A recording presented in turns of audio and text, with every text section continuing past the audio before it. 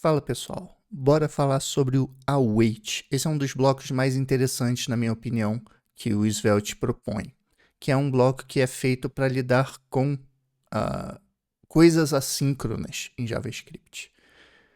Muitas vezes, numa aplicação com um framework de front-end, você não vai ter o back-end pronto ali para tirar os dados. Você vai ter que consultar esses dados numa API externa, né? Seja um servidor de back-end separado, ou seja, uma API de terceiros.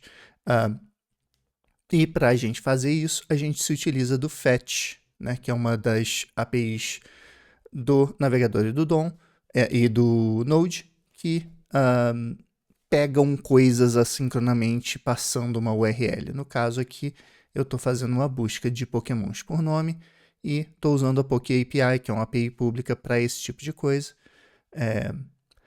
E se eu clico em Search, é para ele buscar esse dado, é para ele fazer essa requisição assíncrona e guardar nessa variável Pokémon Data. Qual o problema aqui? O problema não está na requisição, está tudo funcionando perfeitamente. O problema está na renderização desse Pokémon Display aqui. Por quê? Ele está pegando esses dados que estão vindo da API e está tentando renderizar, mas esses dados não são dados crus, não são dados puros. Esses dados são uma promessa, são uma promise, né? Porque você pode bater na API e ela pode estar fora do ar. E você pode ter usado os dados errado e eles podem estar tendo problema para retornar esse valor em específico, ou tem alguma lógica de programação errada no servidor. Você não pode definitivamente falar que vai estar com o dado lá. Você pode prometer que o dado vai estar lá, mas pode ser que ele não esteja. Então, a gente não pode simplesmente usar Pokémon Data aqui como se ele fosse um dado cru, porque ele é uma promise. Tanto que se eu clicar em Search aqui, vocês vão ver que ele não pode ler propriedades de undefined, front default, porque ele tentou pegar a propriedade sprites desse Pokémon Data, e esse Pokémon Data não é o dado cru, esse Pokémon Data é a promise.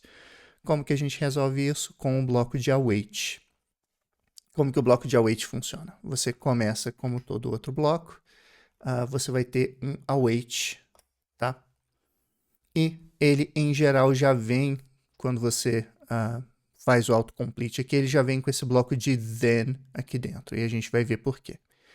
O await meio que tem essas duas ou três partes que são bem interessantes. O await em si ele recebe a promise em si, ele recebe o objeto da promessa, o objeto assíncrono desse dado que você vai querer usar. Então, no caso, Pokémon Data, beleza?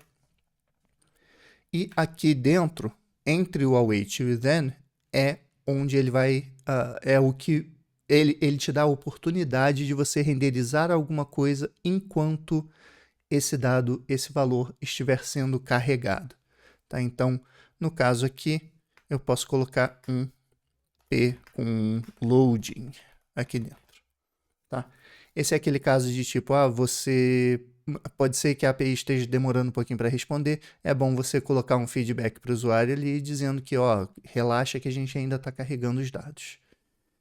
Depois, quando esses dados estiverem prontos, o Svelte vai trocar para esse bloco de then.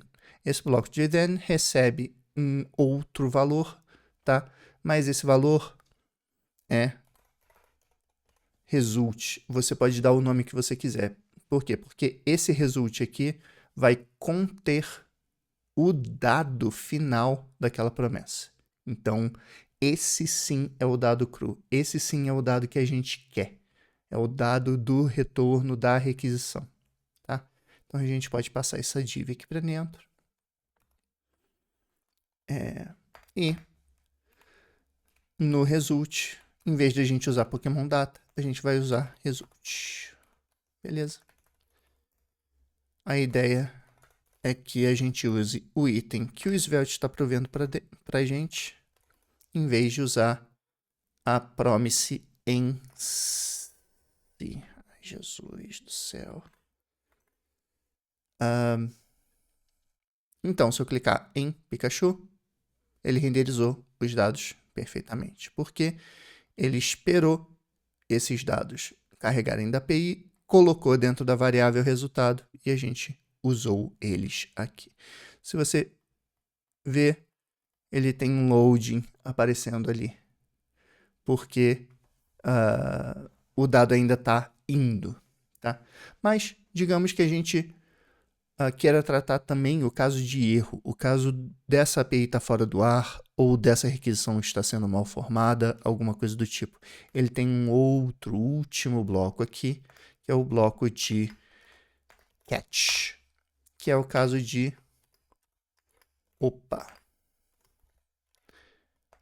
deu erro, tá? Que é o caso de, por exemplo, a forma mais fácil de exibir isso é eu mal formando essa API, esse dado dessa API aqui. Você vê que ele vai tentar carregar, deu erro. Ele tentou acessar uma URL que não existe, uma URL que não está lá, tentando responder isso daqui e deu erro.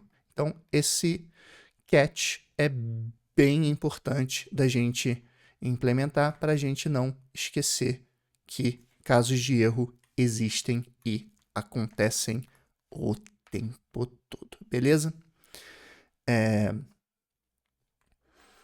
Sobre o bloco de await é isso.